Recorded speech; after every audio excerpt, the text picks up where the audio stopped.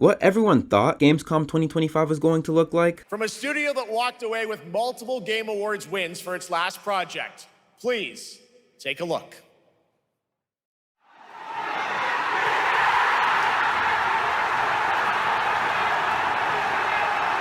What it actually looked like. Please take a look.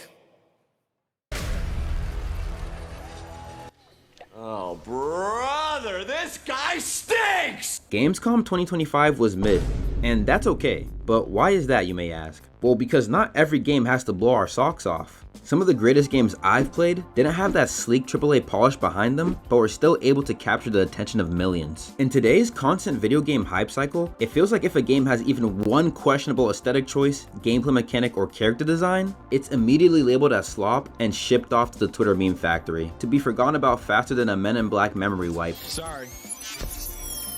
But here's the thing, with the gaming industry exploding and more titles releasing than ever before, Steam alone saw over 19,000 games released in 2024, with most of them going unnoticed. It's become incredibly difficult to actually get a gauge on which new games are worth looking into and trying, especially when gaming discourse can be, well, chaotic to put it simply. In this video, I want to break down just a few of the highlights and lowlights from Gamescom 2025. For anyone who didn't want to sit through hours of live streams just to get their dose of gaming's near future. So sit back, relax, and let's dive into the video. The first highlight would have to be the exciting new releases and updates shown throughout Gamescom 2025. I'll quickly blast through a few that caught my attention. Hollow Knight Silksong is getting released on September 4th, which means one of the most acclaimed Metroidvanias is getting its long-awaited sequel, but that also means one of the greatest YouTube series may come to an end soon. Resident Evil is getting a new addition in the series, with Resident Evil Requiem coming out February 27, 2026. LEGO Batman 4 looks amazing, and almost like a revival of the Arkham series with its sleek combat, coming out sometime in 2026. Invincible Versus looks like a solid tag fighter, also coming out sometime in 2026. Ninja Gaiden is seeing a return to form with the 4th installment in the series, coming out on October 21st, 2025. Cult of the Lamb is getting a major paid expansion coming early 2026. Indiana Jones is getting a DLC update where you can explore deeper into the Vatican, coming out September 4th. Overwatch 2 is adding a new support to the game on August 26th, while teasing another potential roster addition in their newest cinematic. Kingdom Come Deliverance 2 is getting a DLC update that lets you become a blacksmith, coming out on September 9th. Oh, and I guess Black Ops 7 releases on November 14th, but it doesn't seem like many people are excited for that one. There are tons of other cool announcements that would take up the whole video if I covered them all, so if you want to learn more, I suggest checking out the Gamerangs video covering the top 20 announcements, linked in the description below. Anyway, moving on to highlight number 2, we have... The naming convention for this Xbox product line finally makes more sense than previous attempts. But these products look like really well-made handheld consoles that can compete with the Steam Decks and maybe even the Switch 2s of the world. With the ability to boot up games from any one of your preferred game marketplaces, take your save files with you anywhere you go, has configurable performance modes ranging from silent to maximum performance, and the UI is looking pretty clean with how seamlessly you can transition between the Xbox and Windows launchers. What I love most about it though, is that it literally looks like you took an Xbox controller and just smashed the screen in the middle of it to make the Xbox rogue ally. This is shaping up to be a pure Xbox W without leaning on their $76 billion worth of recent acquisitions as a crutch. Especially with how platform agnostic Xbox has become, this is the perfect play for them to make. And I can honestly see them making a decent dent in the handheld gaming market, as long as the price tag on these models doesn't scare you away, that is. We'll just have to see how it fares once it gets released on October 16th.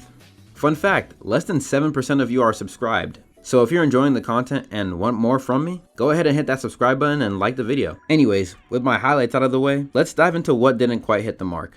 There were a lot of games shown that fell into one of two buckets. Either the Souls-like or gacha game bucket.